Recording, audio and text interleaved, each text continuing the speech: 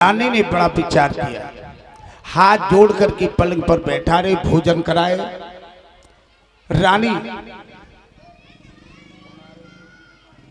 रानी आज बड़ा विचार करती है।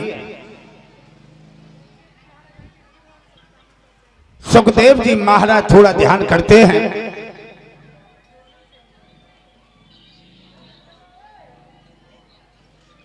बड़े बड़े प्रेम के साथ मुरली मनोहर कन्हैया की ऐसी असीम कृपा हुई कि बाहू महाराज की पत्नी सोमाल्या और बाहू दोनों प्रेम रस से अपने सारी रात को बिताया। समय ऐसा हुआ रानी सोमाल्या गर्भावस्था में हो गई। बारे परमात्मा, रानी सोमाल्या आज गर्भावस्था में जब हो जाती है और राजा अपने राजकाज में लग गए। बड़ी वाली रानी को पता चल गया कि कहीं न कहीं से राजा से मिलन हो गया और रानी गर्भावस्था में, तो उसने जलन मान ली और उसने उसका निमंत्रण किया कि छोटी वाली रानी आज हमारे महल में पधारे। और जैसी छोटी वाली रानी महल में आई तो जहर घोर के और जट्टबाई गिलास में दे दो, चलो पहले पानी पत्ता बाने पानी पियो जहर का। लेकिन अंदर जो भक्त था बैठा था, गर्भ इसके कारण ही उस पर प्रभाव नहीं पड़ा, मूर्छा सी आ गई, लेकिन वो बच गई, पता पड़ गया। अब समय आया गर्भ प्रधान का, तब तक बाहू महाराज की अचानक मृत्यु हो गई। जब बाहू महाराज की मृत्यु हो गई तो अब पतिव्रता थी, अब वो कह रही है मैं पति के संग ही चलूंगी, संग सती। जब संग सती होने के लिए जब बता दिया मैं संग सती होंगी पति, आज संग सती होने के कारण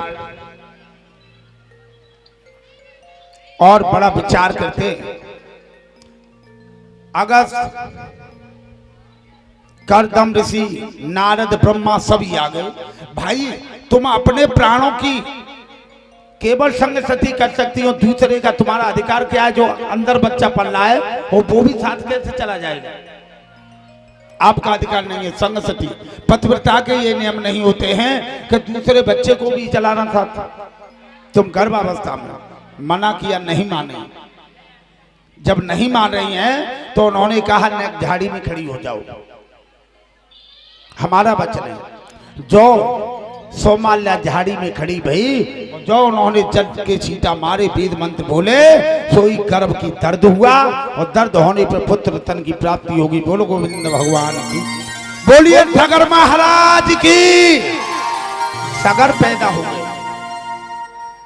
जब सगर पैदा हुआ और सोमाल्या अपने पति की संग सती हो गई, लालन पालन उसका किया संतों ने, ऋषि ने सगर का, और सभी संतों ने गर्भ इसके कारण उस बेटे का नाम सगर प्रतापी राजा लिख दिया। अयोध्या नरेश चक्रवर्ती सम्राट सगर महाराज रखे। हरिश्चंद्र के वंश में, मानधाता यमुनाथ के वंश में सगर नाम रख दिया। अब सगर धीरे धीरे बड़े हुए। सगर के समय आने पर 60,000 बेटा पैदा हुए। 60,000। अब ये कहा जाए 60,000 बेटा कैसे भले? ऐसे थे जैसे काला तिल होता है, कारे तिल के समान। और 60,000 नवाए धोवाए की थारी में दद्दे सोने की में। और धीरे धीरे बड़े भय, फिर पलंग पे गद्दे। अब तो वे संतों की अवज्ञा करने लगे। यही मामला खराब है। संतन की दाढ़ी पकड़ रहे हैं, जब मनो आवे ताई के घर पे चढ़ाई, और बिनते भैया काऊ की पेश चल रही ना। चौक मामला ज्यादा विचित्र है। 60,000 पुत्र बड़ा विचार कर रहे हैं। भगवत प्रेमियों, किसी की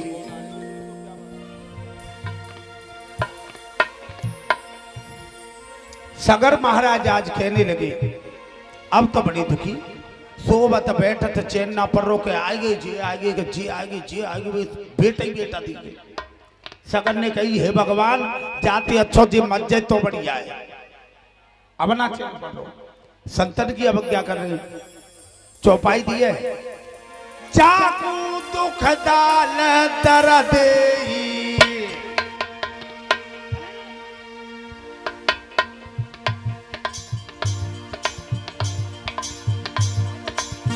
चाकू दुख दाल दर्द ताकि मत पहले हरि दे।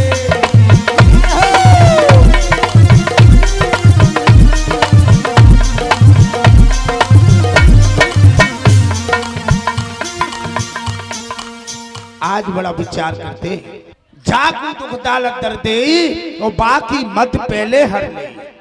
मत का हल हो गया। गीता में 17 में चौथे अध्याय में 17 में श्लोक लिखा है। गीता में चौथे अध्याय और 17वां श्लोक लिखा है। गीता में 17वां श्लोक है, यदा यदा धर्मस्य ग्लानिर्भवति भरवत भारत अभ्युत्थानम धर्मस्तदात्मन्त्रयाम।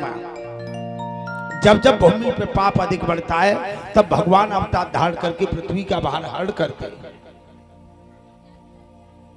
भगवत प्रेमी।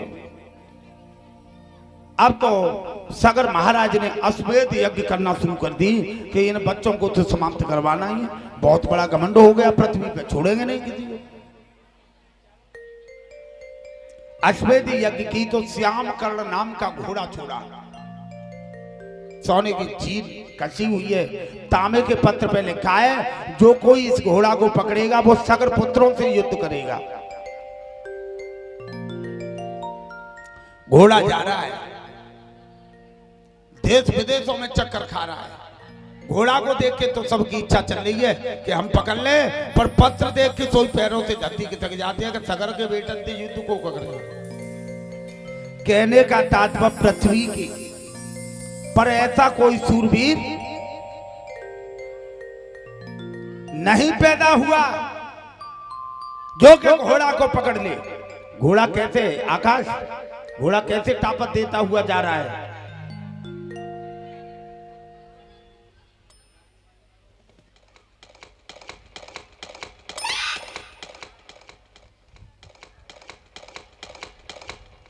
थोड़ी आवाज खोल के।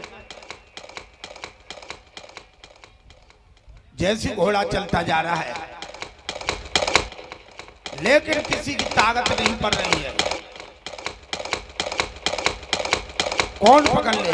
हींच दे रहा है घोड़ा, हींचता हुआ। बोलो वृंदावन बिहारी लाल की। जब घोड़ा किसी ने नहीं पकड़ा, अब बड़ी बेचैनी। देवराजेंद्र ने विचार किया आज अगर घोड़ा नहीं पकड़ा गया तो संतों की अवज्ञा हो जाएगी, संतन की अवज्ञा हो जाएगी, मर्यादा खत्म हो जाएगी। अब क्या करेगा? जो घोड़ा अगर नहीं पकड़ा किसी ने, तो इंद्रदेव ने घोड़ा को चोरी करके कपिल मुनि की कुटिया पर जो झाड़ी लगी थी बा में बांध दिया। पतो कपिले देवहूति के बेटा कपिल थे, करदम ऋषि के बेटा कपिल थे, अनसुईया के भैया।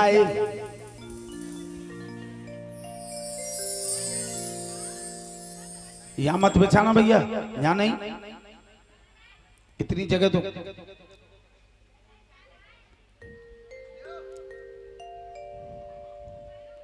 आज भगवान, हाँ खड़ी है जो, मैं की वहीं बिछा ले। सुखदेव जी बता रहे राजन परीक्षित, आज कपिल भगवान की कुटिया तर घोड़ा को जब बांध दिया है और बांध करके और 60,000 पुत्र जालम वालम हाजरे लेके पता नहीं चल रहा है, तो बताया है क्या हो गया। घोड़ा की खोज मिलाते पर घोड़ा नजर नहीं आओ है। पृथ्वी के कोने कोने पर कोई ध्यान नहीं पाओ है।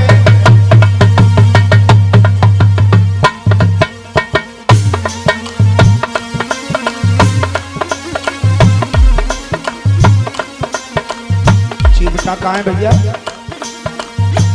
उसे पकड़ो ना, उसकी आवाज अलग है। चलो जब झूलत पहुंच गए और कपिल मुनि तल आए, तो विकट बनी जो झाड़ी है भाई काटी काटी घबराए।